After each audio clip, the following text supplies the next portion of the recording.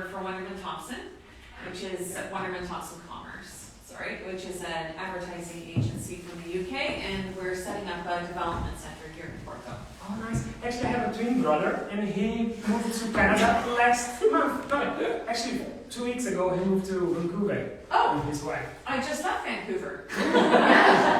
Oh, yeah, I hope he likes it. Actually, Canada is a very plant-based friendly country.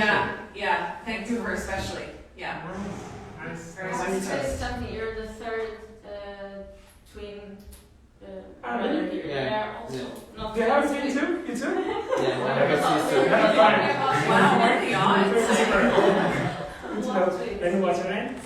Sarah. And you? João Segredo. Nice to meet you. Are you from Porto?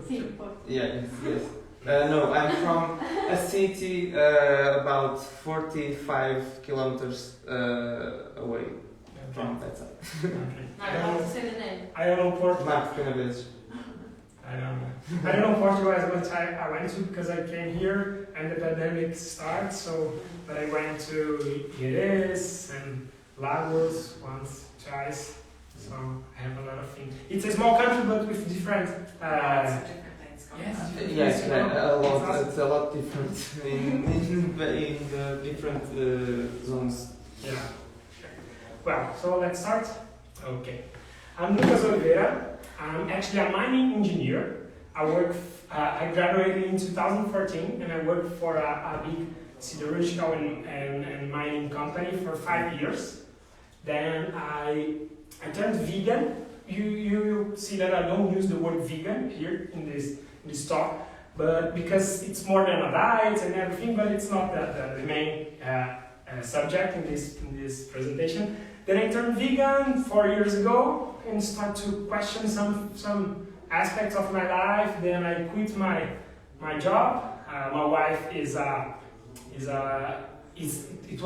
she was a vegetarian and she turned vegan with me, and then she quit her job too. She used to work with marketing, and I was an engineer.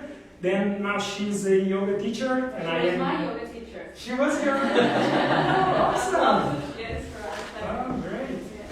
Then we moved the country, careers, and the way that we see life and everything. Then I'm finishing the nutrition science course here in University of Porto. I'm in love with this university, with the professors. It's awesome. It was a tough choice. It's hard to become a student again, but different country. Even if we speak Portuguese, but it's a different culture, the weather. But we are very used to Portugal and we love here. And well, I made this transition to a plant-based diet, so a vegan lifestyle, and I started to study more and more about that. And I realized, oh my God, there are so many information, so many myths, so much information that people are not aware of. So maybe I can say that I put like my mission to spread this right information about plant-based diets and vegan lifestyle and everything. So I will start talking about plant-based diets, then I will make the connection with the Plantz company, that I am one of the co-founders, but I will do this like in a timeline. So I promise this is the only slide that has text. It's just to be a little bit more scientific here. So I put the quote of an article.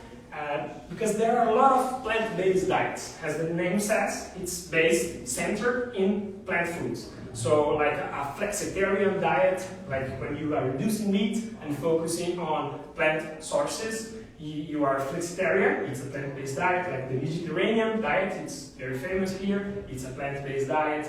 So the pescatarian, when we fish, eggs, milk, and dairy products and plants. So, and you have the lacto-ovo-vegetarian diet. It's the common vegetarian. The scientific term is lacto-ovo-vegetarian. And there is the 100% plant-based diet. It's the vegan diet, which is the plant-based diet that contain only plant foods. That there is avoid and eliminates all the animal foods. And that's the one that we are talking about, that we will be talking about in this talk. there is a lot of scientific evidence supporting this kind of diet, especially preventing the non-communicating disease, like the chronic disease.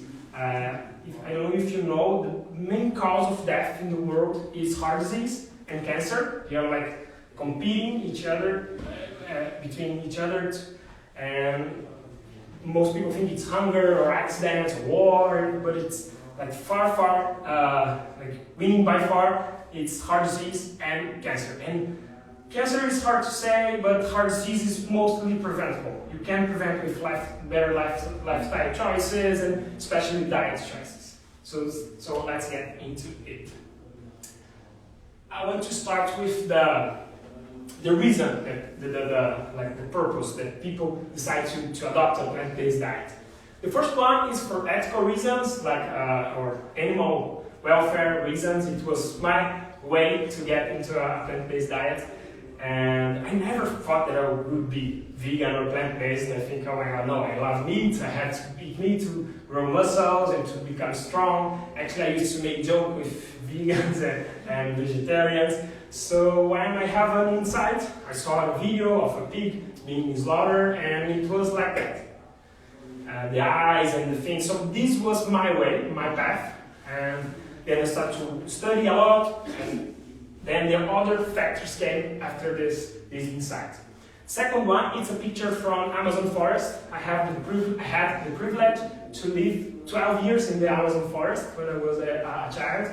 I spent my childhood in a village with 5,000 people with I don't know how to say in English, like not a wall, but a fence, fence, to avoid like animals getting into like leopards and all those things. So all those animals. So I have this privilege, and it really breaks my heart to see how, especially in this situation in Brazil right now, how the Amazon forest is being like devastated to plant soy or corn or livestock feed, and even to put the animals there. So this is a picture that's a road.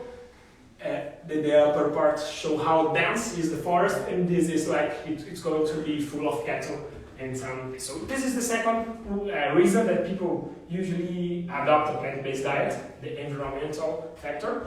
The third one, for health, it's you don't need. You notice that I talk this a lot. You don't need to be 100% plant-based. You don't need to be vegan to be very healthy or for longevity and everything. But the science is clear. You have to be plant-based.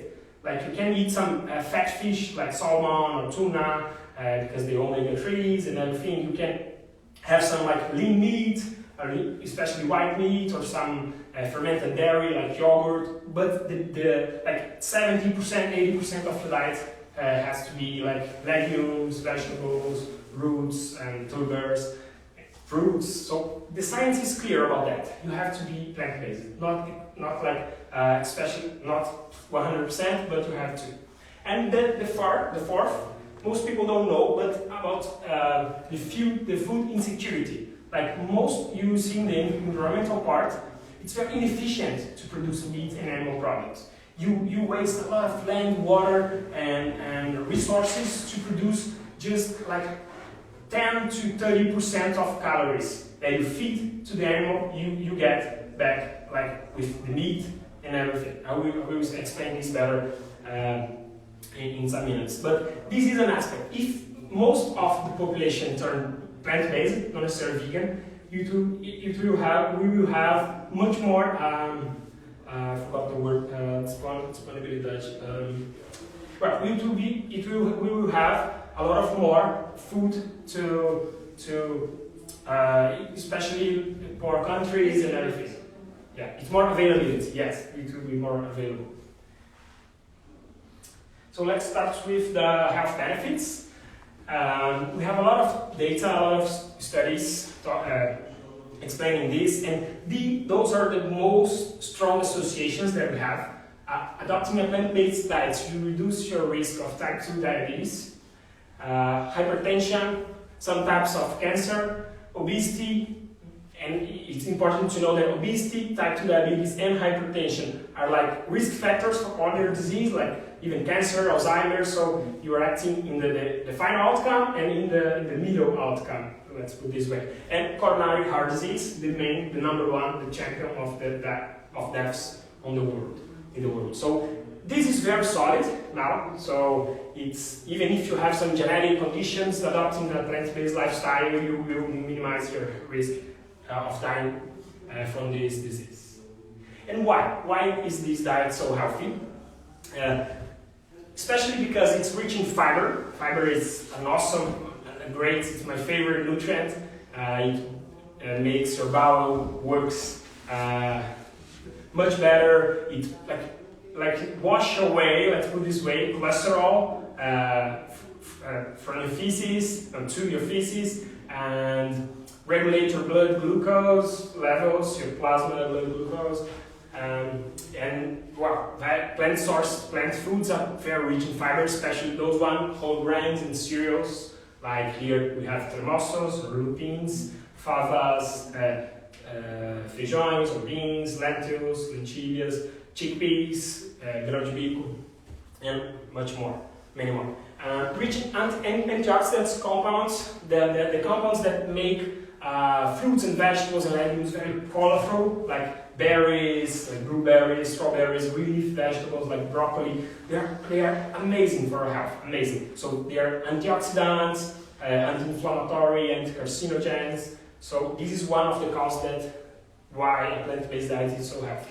Low to moderate energy or caloric density. What is that? It means that you can eat much more food with not so many calories. So this is very important. You can, let's put this way, like a papaya. It's mostly water, fiber, and a lot of vitamins and phytochemicals, like the antioxidants. So you can eat like a whole papaya and it has like almost nothing in calories. So this is a very good point. And low in saturated and trans fats. They're mostly present in red meat, sausage, bacon, or processed food, and zero cholesterol. Like if you are a vegan, you don't eat cholesterol at all, because cholesterol is made in liver. Plants doesn't have liver. So, and high in unsaturated fats. The olive oil, so famous here in Portugal, avocado, nuts, seeds, walnuts especially, are awesome. So those are the reasons why a plant-based diet is so helpful. Well, let's think. So how can I start the plant-based diet? I used to eat eggs and bacon and sausage every day. So first of all, open your mind for the new. Like you have to be open-minded. You have to try new spices, new food, new textures, new ways to prepare food. I used to be like the chicken and sweet potato guy. Oh, I have to become strong and I don't eat chicken. And oh my God, some people said, oh my, it's so restrictive when you become a vegan. You can eat dairy, but actually it's the opposite. I started to eat much more variety of food, many more variety. So you need to be open-minded. It's the first one. The second one, you have to know the food groups of a plant-based diet and how to include them in your routine. Here I put some of them, like cereals and tubers. Tubers are like potatoes, roots, potatoes, cassava and sweet potatoes. Cereals like whole grains, like rice, oats, barley, rye. Legumes, those are my favorite. Like, as I said, beans, lentils, chickpeas, soybeans, and all these derivatives like tofu, soy yogurt, soy milk, edamame, lupins, the tremoços, vegetables in general, fruits, and fat sources I put in the same group, like seeds, nuts, nut butters, oils, olives, avocado, peanuts. And this is a special group you don't need to eat, but they are very, very nutritious and has almost no calories, like mushrooms, yeast. We have nutritional yeast. It's a very recent yeast that is very nutritious as an obsessed. And algae, we will talk about algae a little bit more in some minutes. So know the food groups. After that, you have to learn how to build your meals. And it looks like very difficult, but when you understand which food groups I have to include and which nutrients, it becomes very easy. So here are the cereals or the tubers, the sad potatoes. Those are the legumes, beans, the fat source, the vegetables. And here I put like a more protein kind of food like tofu, tempeh, seitan, texture soy, and now we have like vegan chicken, vegan beef, and everything. So you can think this way to make a plate. Well, you have to be aware of the new key nutrients. All dietary pattern has some specific points that you have to pay attention. So you have to know like vitamin D, sun exposure, or supplementing in the winter. Here in Portugal, it's a problem, a health problem in the winter. Most of people, especially the elderly, are very vitamin D deficient.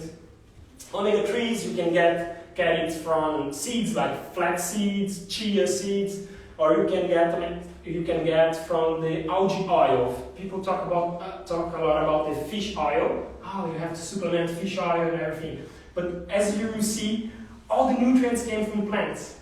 They are just the middleman, the fish. When you eat salmon for the omega-3s, the salmon got his omega-3 from the algae, as the cow got her calcium from the grass. You don't need to eat grass, but like the very cousin, like the very tasty cousin, like broccoli and color and everything. So iodine, you can eat some algae, some vegan sushi, some plant-based sushi sometimes, or some iodized salt. In Brazil, it's a law. The salt has to be fortified with iodine. Here, it's not a law, but you can find easily. It's like the salt, just in the same shelf with the regular one. Zinc, it's very easy, like oatmeal, nuts, like cashew nuts, nutritional yeast, the powerful power that I just talked about.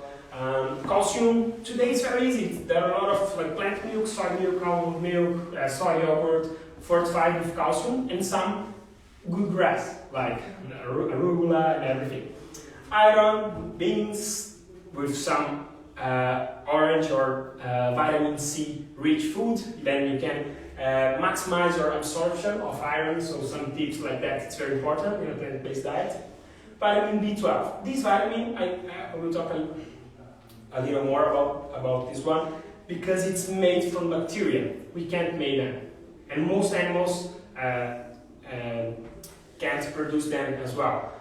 But people think that you need to eat meat to get B12. But actually, in the past, the main theory about this is in the past, when a chicken eats some worms, or even our ancestors drink some water with bacteria, or eat some like very dirty carrot and everything, we get this vitamin. So when we start to wash the vegetables and everything, to sanitize our vegetables and everything, we stopped absorbing this vitamin B12. It's cobalamin. So we can get it from the animals, because the feed from the industry feeds the animal. It's fortified with B12. So it's the same thing of that middleman. You can direct it to the source. So you can supplement once a week, or eat some or drink some fortified soy milk with vitamin B12. It's a vitamin that it's important in a plant-based diet. Well, so let's talk about the myths. So there are a lot of them, like anecdotes, like, oh, I have my grandfather, he lives until 110 years and he ate bacon every day. So this is not science, this is an anecdote. Bro science, like the guy in the gym that is very strong, and oh, if you don't eat eggs, heard this a lot. If you don't eat eggs, you will not grow muscles and everything. This is bro science. But there are myths on both sides, you know. There are a lot of misinformation, like vegans that says that, oh, you just need to eat broccoli because it has more protein than beef. This is not true. And if you analyze by calorie, this is true. But for you to eat like 20 grams of protein from broccoli, you need to eat like a whole room like that of broccoli. So it's not practical. So mushrooms are a good source of protein. This is a big myth. Eating soy lowers your testosterone levels and give man boobs. This is the second one after the protein. It's impossible to thrive on a plant-based diet. You can't build muscle on a plant-based diet, not muscle. So those are, and there are a lot of bad content on the internet. Well, the first myth, I put some here. It's plant protein are incomplete and you can't build muscle as a plant-based diet. One of my goals now is to prove the opposite. The science is on my favor. So a protein is a protein, independently of the source. And it's a fact that some plant protein are less bioavailable. Like if you eat like 100 grams, you will absorb only 80 grams or 90 grams. But this is from every food, even if it doesn't matter if it's animal-based or plant-based. But there are some data on animals, like we will feed some rats or pork and see how much of the protein they will absorb. And when you analyze in humans, it's almost the same. So there are a lot of misinformation over there. And we have to understand that all plant foods has protein. Even a banana, lettuce, and everything. They're not a good source of protein, but they all have. You have to know that which are the good sources, like as I said, beans, lentils, oats, the legumes, tofu, and everything. And you have to focus on that. But most of people eat much more protein than we need, so it's not an issue at all. We have the stereotype that a vegan is a very hippie and skinny one, and who has a plant-based diet is not muscular and everything, but it's a total myth.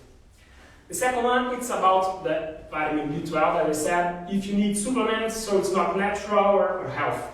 This is a big myth, not only because B12 is added to the feed of the livestock, but if you don't supplement nowadays, most of babies will have some problem, like with most of the, no, actually it's a law, you have to, all pregnant woman has to supplement folic acid, and in Brazil the salt, as I said, is fortified with iodine, and the flour in Brazil is like a country with a lot of health problems. The flour, the wet flour, is fortified with iron and folic acid too. So it's common nowadays. So it's not an argument to say that it's not healthy or unnatural. And the third one, you need milk for calcium, fish for omegas, and beef for iron. It was what I was talking about. Skip the middleman. You don't have to drink milk to obtain calcium. You just have to eat more broccoli, arugula, collard greens, Brussels sprouts, or you can easily find a fortified soy milk or almond or oat milk with calcium. So it's not a problem at all. And the fourth one, it's more expensive. And the answer is yes, if you eat these kind of vegan food every day, like Beyond Meat. And I can say with very certainty that this is for now, because in 10 years the plant-based sources, even the processed one, will be much cheaper than the meat, because this is made from peas and soy. So you feed the cow peas and soy and wheat and corn, and when you eat a food made from this like primary source of nutrients, it's more expensive than the nutrient came from the cow. So it's a matter of lobby and how industry is made right now. But in 10 years, I think this will change a lot. We have a lot of new technology about plant protein, but it's not the theme of the talk. Let's go to the environmental part. I love this one. I will put a lot of charts. It's not the part that I don't study this every day, like nutrition, that I so loved. But these charts, it's from Our World in Data. This website became famous because of the pandemics, because they put very reliable source of information, and it's from Oxford University, so we have a very good, we can trust this data. And this confused chart is just to show local land use for food production. How many of the land we use for produce food for animals, and how much nutrients and calories these animals in this land give us back. So let's see. We use, the agricultural land that we use, all the crops and all the agricultural lands we have in the world, 77% is livestock, or it's cattle, pigs, and everything occupying the space.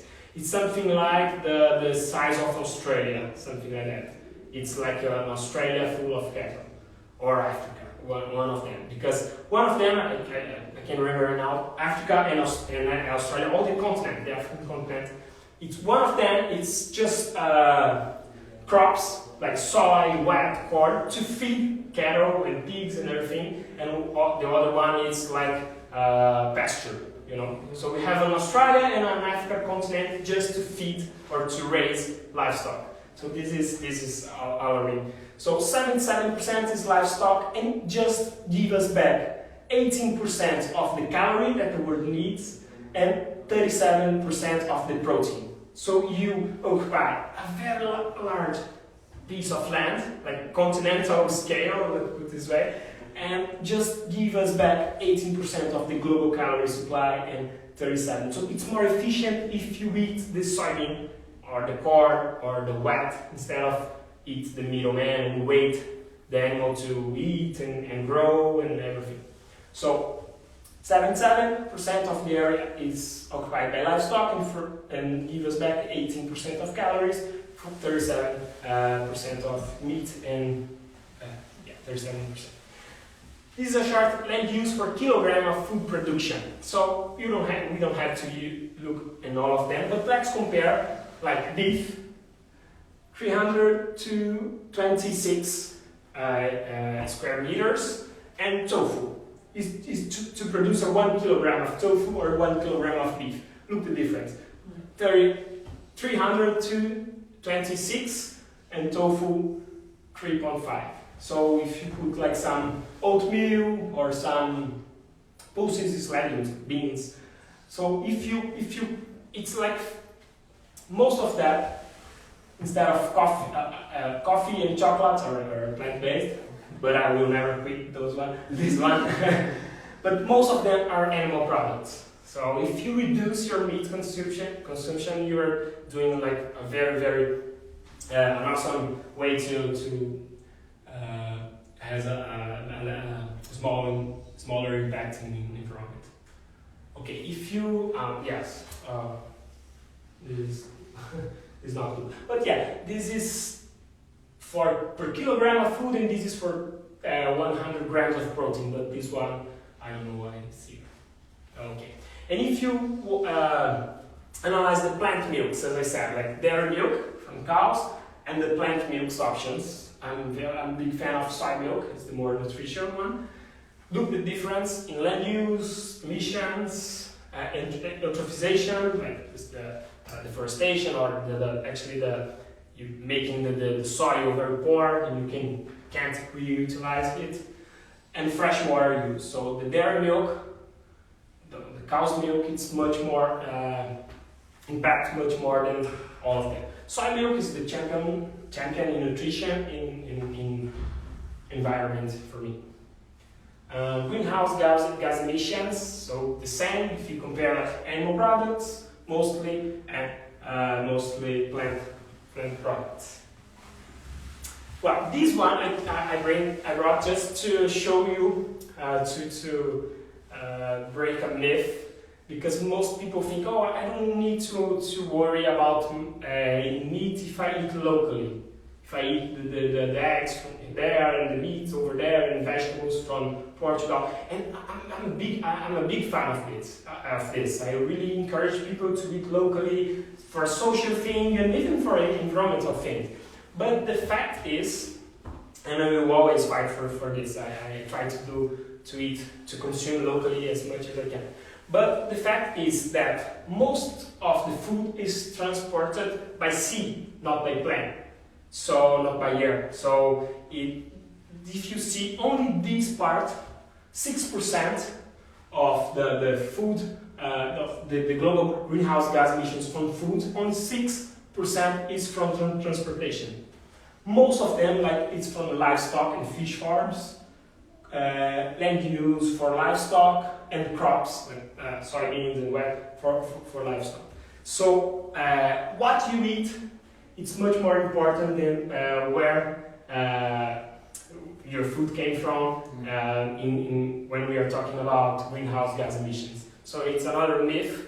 So if you eat a tofu instead of a beef, it's much better than eat the local beef and everything. In an environmental aspect, not social aspect. Well, this is water, so cheese, nuts. It's an issue. It's a plant food, but we don't eat like kilograms of nuts. We eat like a handful of nuts. Yeah, I can't talk forever. Fish, beef, and all those things. It's the same tendency. And this is from a website. I'm not putting the source in every slide, so I can send you if you want. This is from a website. It's called the Vegan Calculator, and you put how many days you are eating a plant-based diet, and it tells you how many resources you save. And in 1 month, 100% plant-based diet, you save 100,000, 25 liters of water. Well, I'm terrible in reading numbers in English. These numbers. Portuguese. I appreciate your trying. Yeah, so 125,000 liters of water. I will put the 544 kilograms of grains, 83 square meters of land, 272 kilograms of CO2 and 30 animal lives. So you can use this vegan calculator, so you have a big impact. People think that it's all or nothing, it's black or white. No, there are a big gray spectrum. You don't need to be perfect. You don't need to be to have a 100% plant-based diet out of the sudden and everything. But when you make a choice, I call this once a week or 1 meal a day, and you made it plant-based, you have a very big impact. So this is, most people are not aware of this. We have this. I believe that society in general has this. Oh, if it's not perfect, I will not do. In Brazilian Portuguese, we have an expression. It's like antes feito do que perfeito. It's better done than perfect. So antes feito do que perfeito. You just need to start and to be aware of this information. I have a subject in university, and my colleagues used to play with me a lot with, you're vegan and everything in nutrition, you can imagine. And I usually say, I don't have to convince anyone. I don't think that we can change people's mind. We can give information. And you do whatever you want with this information. So I think that my goal is to spread information, and people, okay, now I have this information. My conscience and my values will define what I'm going to do with this information. So this is a very good website. And now I'm going to talk about Plantz, because this phrase summarizes everything. Plantz is a company, it's a startup that my friends and I founded 1.5 years ago. And we are here to make this journey easier for you. We want to make people adopting a more plant-based diet, not 100% plant-based diet.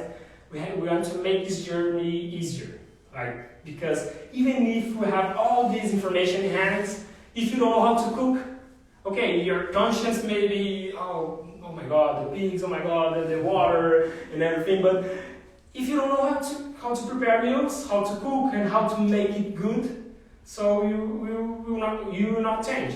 Or it will become very hard, then we will quit. So Plantz, I'm very proud of this company because I never wanted to be a businessman and everything, but I just want to leave the industry, the mining industry. It was so tough to work in this kind of company and to study more and more about plant-based diets and everything. But a friend of mine, he studied in the same university that when I graduated in mine engineer, and he was doing a master degree here in innovation with other colleagues, and they came to me and asked me if I want to start some startup. There is a program from Portuguese government. It's called startup voucher. The startup voucher, and we start to let's see let's try. And I wanted to make good plant-based food to people to get this journey easier. And they are not vegan, they are not now they are plant-based. They eat like mostly vegan or plant-based foods. And we started that and work, and it was very hard to conciliate with the university and everything. But then things started getting better and better and better. And we thought that Portugal, oh my God, it's a very traditional country when we're talking about food, like the bacalhau and the francesinha and all these kind of things. So we were it's a risk. There is no plant-based company in this size or at this in the size that we want to be here in Portugal. We have in Spain, in Germany, in Netherlands, so we start this company and we prepare like a very tasty and nutritious plant-based food, 100% vegan food, in its fresh frozen. So we have an equipment. It's a fresh freezing that you can freeze the food and keep like the nutritional value, the texture when you eat, and it's to give people I don't know what to say in English, practicability. I don't know, make it practical and easy to prepare, to eat in a very busy week and everything. Because this is one of the pains that people in this transition has. Like, I don't have time because I don't know how to prepare. If it was an egg or a fish, it will be 5 minutes, and to prepare tofu, it's different because I don't know. So we want to make it easier for people transitioning to a plant-based diet, and the Plantz were born. Like, it's a new name. We had an old one, but here people pronounced it wrong, and we decided to change, and now I'm in love with the new name. Well, that's it. I talked a lot, and I want to know if you have some questions. I want to see your products. Oh, nice. I will put a QR code, but if you go to Plantz PT or in the Instagram, Plantz PT, and I brought some meals for you. As I want to offer some meals. It's not to see, just eat, just not only see the products, but eat. And if you want, you can eat now, or you can bring home you can take home because it's frozen, so you can eat whenever you want. So they're pre-made frozen meals, and you do a delivery service? Yes. Okay. You order and you receive, you get it in your home. Mm-hmm. And if you order more than 6 meals, you don't pay any tax for delivery. You can have like a package for month. You say, I want all the meals for this month. Or how does it work? Yes, actually, this is the goal. But we have some loyal clients right now that every Monday or every Sunday they order in the website. So we already have this for the week. Like you order 1 or 2 boxes for the week. But our goal is to have this for the month, because our box it's like 10 meals. But you can deliver any kind of orders.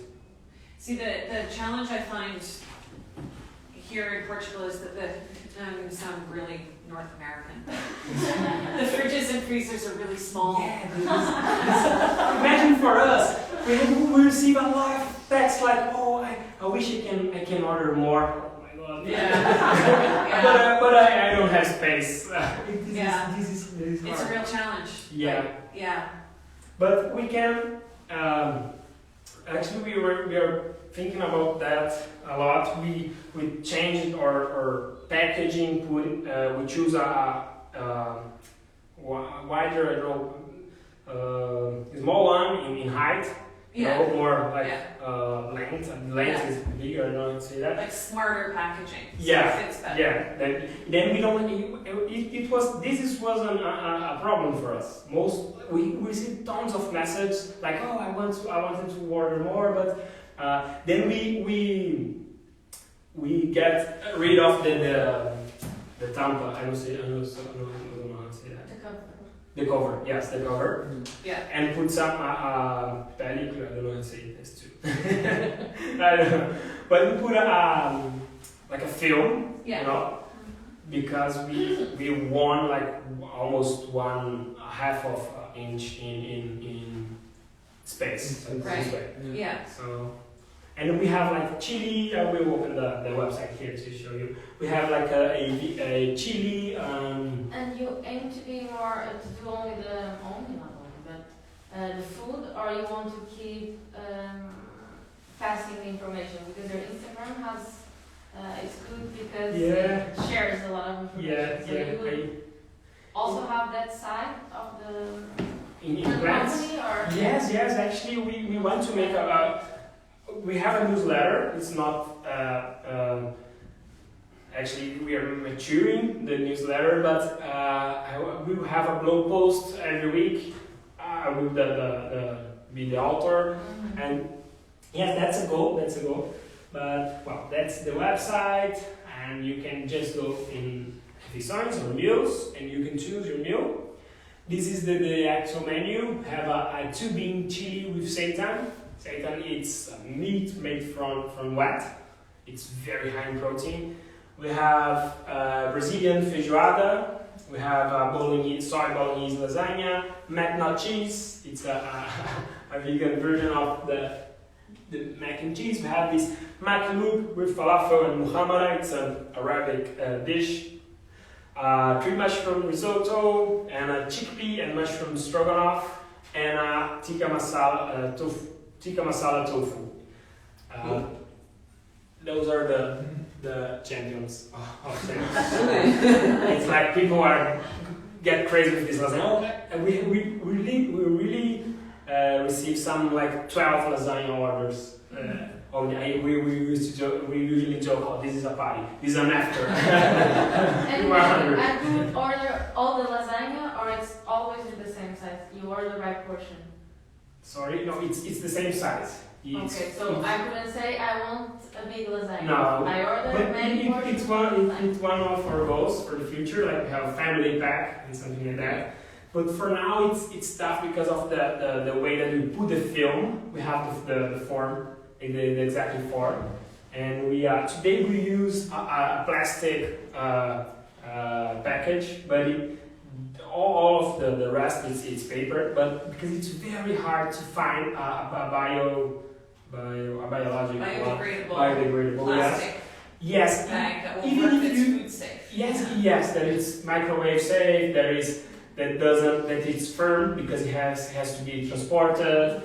That it's not very expensive. So we are moving to a biodegradable package. But as I said, and there is a company in Spain. There's a startup then that I love. It's Eura. They made vegan and sausage, vegan chicken and sausage. And Eura says one thing that I love, that it's the contents of the package. It's much more important than the package when you're talking about the environment. And that's if you read a tofu or beans in a plastic package, it has less impact than you eat a beef in a biodegradable package. But you have to be careful with this information because people want to kill you when you say that. But it's the truth. the plastic is a problem, and we know that. It's a thing that we are very concerned, but we are beginning. We are just beginners, so it's a next step for sure. And the family package too, for sure. But you can order like 12 lasagnas if you want. So do you see veganism and vegetarianism becoming more popular in Portuguese culture? Yeah, in general. Yeah, actually, there is an article that looked into the Google search, Google Ads, and it's the two diets, let's put this way, that it's more trending, let's put this way. And it's actually there is a Portuguese study from AVP. It's the Portuguese Vegan Association. They do a very good, great work. And actually, the vegetarian and vegan population here, it's like flat. It's not growing up. But the flexitarian, as I said, okay, I will eat fish or some asado on Sunday because my family lunch on Sundays. But most of the week they are vegan. So the flexitarians, it's like raising very fast, like exponential. So I have this data I can send you. It's okay. Just interesting trends. When I first started coming to Portugal, I don't know, 7 years ago before we moved here, it was really hard to find something vegetarian on the menu. I can imagine. Tomato salad. Yeah. The whole country from one end to the other. Tomato and onions. Yeah, sometimes like French fries or salad are the only options. Yeah, but it's getting easier, like a lot of restaurants, and actually the meat consumption in the world, it's going up because mostly of Brazil, China, and India. Like people that usually in the past didn't have the possibility to eat meat. Like meat is like a trophy, like, oh, I can eat meat because I can pay now. So China, India, and Brazil are eating more meat, and those are like the big countries in population. Mexico too. So actually, it's raising up, but the climate scientists are warning people that you need to stop that. So the population that lives in countries in Europe, North America, we have to do our part. Like we have access to information and to food. Like I can't tell to a rural African or an indigenous community in Brazil, oh, stop hunting your fish or stop hunting your animals, because they need this. It's for surviving and everything. But we have a choice. Like, oh, we'll choose the soy milk. We'll choose the vegan chicken. We'll try the vegan chicken. Okay, it's a little bit more expensive, but let's see if I like, I can eat. I will try some lentils instead of chicken today. So we have this power, and for the world, it's very important. Yeah. Any more questions? Thank you. Thank you for having me here. Sim, yeah, go. Podes parar no. Sim. Yeah, I brought some meals. Actually, I don't know if I brought some lasagna too. But the feijoada we didn't have anymore because thank God we're selling a lot this week. Actually, we are. Até gosto das alternativas mais. Como é que aquelas coisas assim? Masala.